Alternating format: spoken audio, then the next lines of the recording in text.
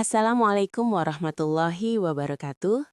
Halo sahabat cerita Arti, terima kasih sudah kembali bersama kami. Di video ini, kami ingin mengajak kalian menyimak sebuah kisah tentang seorang istri yang terlalu ingin mempertahankan pernikahan sampai rela mengorbankan harga dirinya sendiri. Kisah tentang diam yang dipilih bukan karena lemah, melainkan karena berharap cinta masih bisa diselamatkan. Namaku Rina, dan inilah kisah hidupku. Aku menikah dengan Bayu 6 tahun lalu. Pernikahan kami sederhana, tanpa pesta besar, tanpa kemewahan. Hanya doa orang tua dan harapan bahwa cinta akan cukup untuk melewati segalanya. Di awal pernikahan, Bayu adalah sosok yang hangat. Ia pulang membawa cerita. Ia bertanya tentang hariku. Ia menggenggam tanganku saat kami tidur. Aku merasa dipilih. Aku merasa dicintai. Aku menata hidupku di sekelilingnya. Bangun lebih pagi, menyiapkan makan, mengurus rumah, menjadi tempatnya bersandar ketika dunia terasa berat. Namun perlahan Bayu berubah. Ia mudah tersinggung. Nada suaranya sering meninggi. Masalah kecil menjadi besar. Jika aku salah meletakkan barang, ia marah. Jika aku lelah dan terlambat menyiapkan makan, ia mengeluh. Jika aku mencoba menjelaskan, ia bilang aku membantah. Aku mulai belajar diam. Aku menelan kata-kata yang ingin keluar. Aku menahan air mata yang ingin jatuh. Karena aku takut kehilangan pernikahan ini.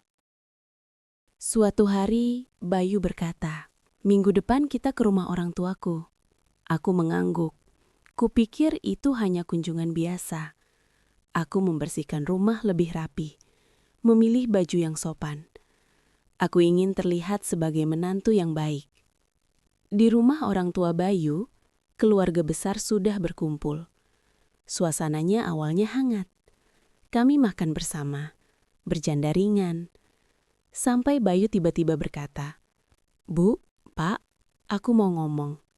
Suasana langsung hening. Bayu menatapku sekilas lalu berkata, "Rina itu keras kepala. Kalau dibilangin sering gak mau nurut." Aku terdiam. Ibunya menatapku. "Benar begitu, Rina?" Aku ingin bicara. Aku ingin membela diri. Tapi lidahku keluh. Bayu melanjutkan, "Rumah sering gak keurus. Dia juga sering membantah." Dadaku sesak. Kata-kata itu tidak sepenuhnya benar, tapi aku membiarkannya. Satu persatu keluarga ikut berbicara. Istri harus nurut.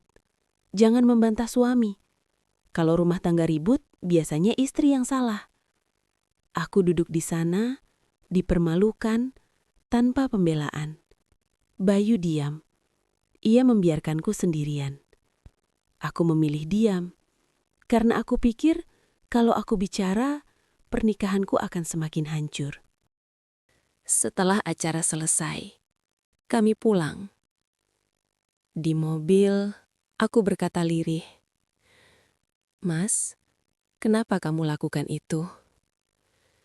Bayu menjawab dingin, "Aku cuma jujur." "Kenapa kamu gak belain aku?" tanyaku. "Kamu mau keluarga ribut?" katanya cepat. "Kalau kamu diam tadi, itu demi kebaikan kita." Aku terdiam. Di titik itu aku sadar, aku dipermalukan bukan karena salah, tapi karena aku mudah dikorbankan. Hari-hari setelah itu terasa berat. Setiap bertemu keluarga Bayu, tatapan mereka berubah. Aku merasa kecil. Aku mulai menyalahkan diriku sendiri. Mungkin aku memang kurang. Mungkin aku harus lebih diam. Suatu malam aku duduk sendiri di kamar, menatap cermin. Perempuan di depanku tampak asing. Matanya lelah, senyumnya hilang. Aku bertanya dalam hati, sejak kapan aku takut bicara? Sejak kapan Aku harus kehilangan harga diri demi cinta. Air mataku jatuh. Beberapa waktu kemudian, kejadian itu terulang. Di depan keluarga, Bayu berkata lagi, "Rina itu sensitif, gak bisa diajak bicara." Tanganku gemetar, dadaku sesak. Dan untuk pertama kalinya, aku berdiri. Aku berkata pelan, tapi tegas. Aku diam bukan karena salah. Aku diam karena aku ingin menjaga. Ruangan itu sunyi. Aku melanjutkan. Aku istri, tapi aku juga manusia. Aku punya perasaan. Tidak ada yang bicara. Bayu terdiam. Ibunya menunduk. Malam itu aku menangis lama. Bukan karena takut kehilangan pernikahan, tapi karena sadar aku hampir kehilangan diriku sendiri. Sahabat cerita Arti, tidak semua yang diam itu lemah, dan tidak semua yang bertahan itu bahagia. Jika sebuah pernikahan hanya bisa diselamatkan dengan mempermalukan salah satu pihak, maka ada yang salah di dalamnya. Cinta tidak pernah meminta kita kehilangan harga diri.